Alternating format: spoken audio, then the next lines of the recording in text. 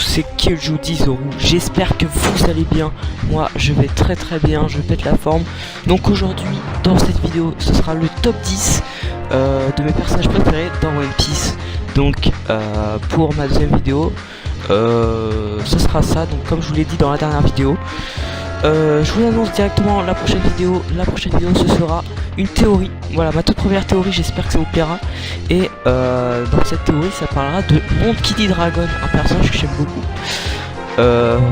Juste avant que la vidéo commence, enfin la vidéo elle a déjà commencé, mais juste avant que commence le sujet de la vidéo, je voulais vous dire que toutes les vidéos, derrière voilà il y aura un fond de One Piece Burning Blood en fond, comme ça voilà, je parle, je rajoute les images en même temps au montage. Et ça fait le taf, et voilà, il y a une petite musique de fond, c'est nickel, j'espère que ça vous plaira. Donc on commence tout de suite avec le top 10 de mes personnages préférés dans One Piece. Numéro 10, Shanks le Roux. Shanks le Roux, j'ai très hâte de le revoir parce que c'est un personnage que tout le monde aime, je pense, dans One Piece. C'est quand même celui qui a donné le chapeau de paille à Luffy, c'est pas rien. C'est même lui qui a reçu le chapeau de paille par Gold Roger, pardon, excusez-moi.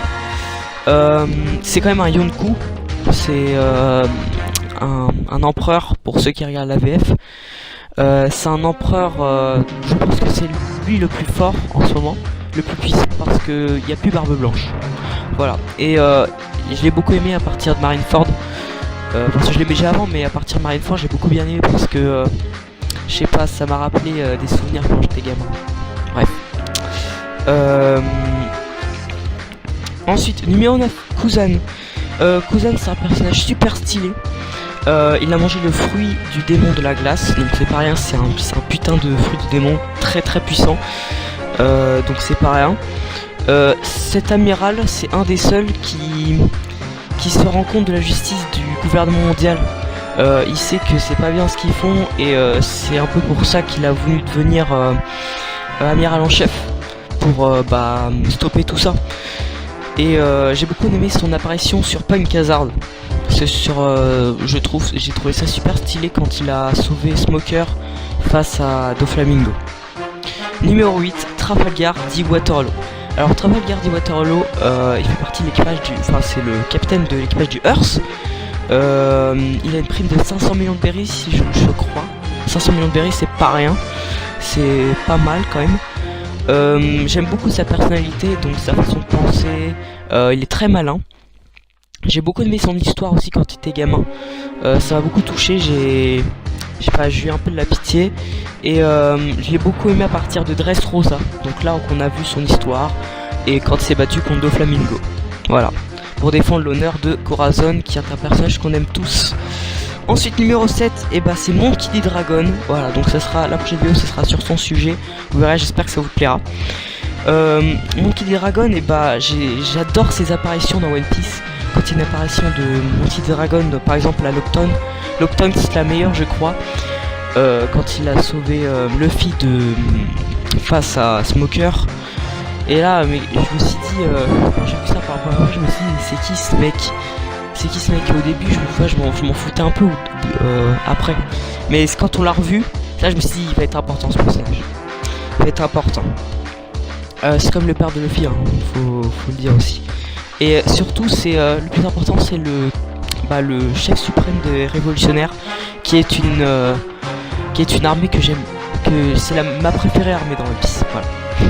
Ensuite numéro 6, Brook. Brook il a un style vestimentaire que j'aime beaucoup. Je sais pas pourquoi, j'aime bien son style d'habillement. Je sais pas comment dire ça, mais bref. En plus il est marrant. J'ai bien aimé quand on l'a vu sur Thriller Bark. Donc là où on l'a un peu découvert.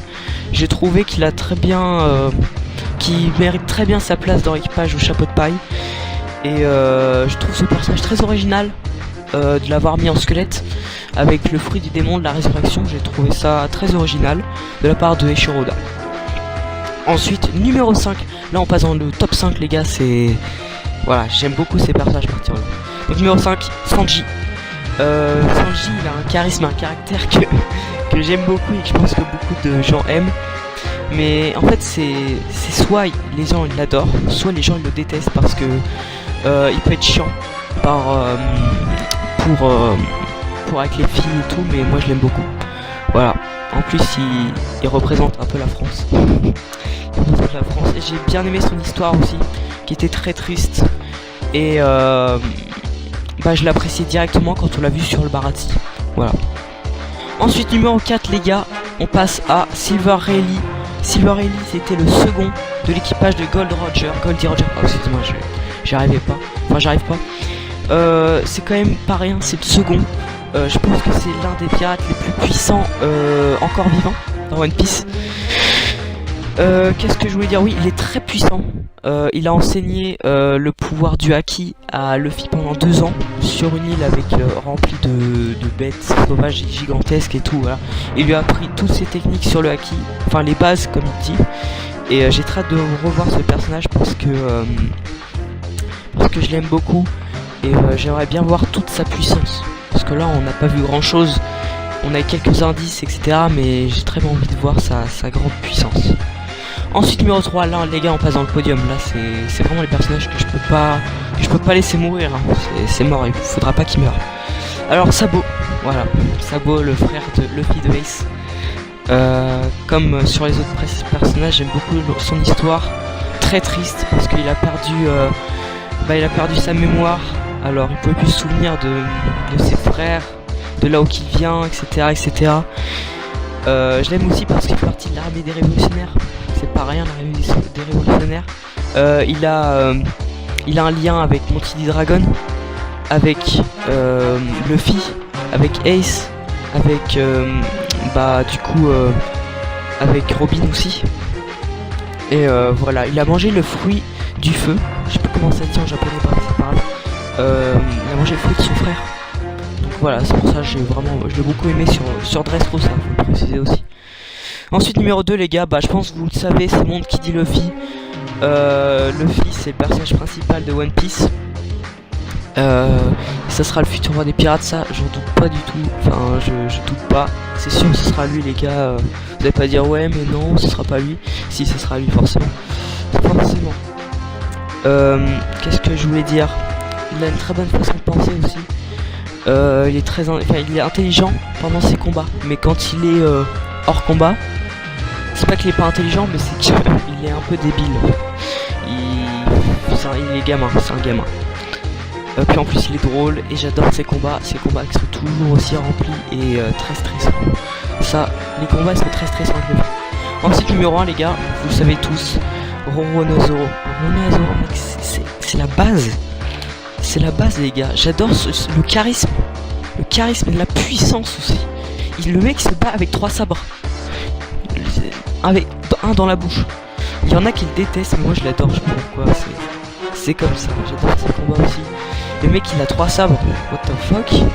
C'est quoi ce bordel? Son histoire avec ses parents sont encore inconnus, donc j'ai très hâte de le savoir. Je pense qu'on va avoir des révélations sur l'arc de... Ah je sais plus c'est quoi le nom. En plus je suis en train de la regarder en ce moment, bah oui je suis en train de la lire. L'arc de Wano Kuni, voilà. C'est l'arc de Wano Kuni, on a déjà un indice grâce à Momonosuke. Donc on a eu un petit indice de ses parents je pense. Et voilà. Et en fait Zoro, avant Thriller Bark, je l'aimais pas trop, c'était bof, je le trouvais pas très puissant, je le trouvais pas très gentil et tout. Mais à partir de Thriller Bark, quand il a voulu sauver ses amis, bah c'était trop bien. Ah donc j'espère que ça vous a plu, n'hésitez pas à mettre un gros like, on se retrouve bientôt pour une prochaine vidéo.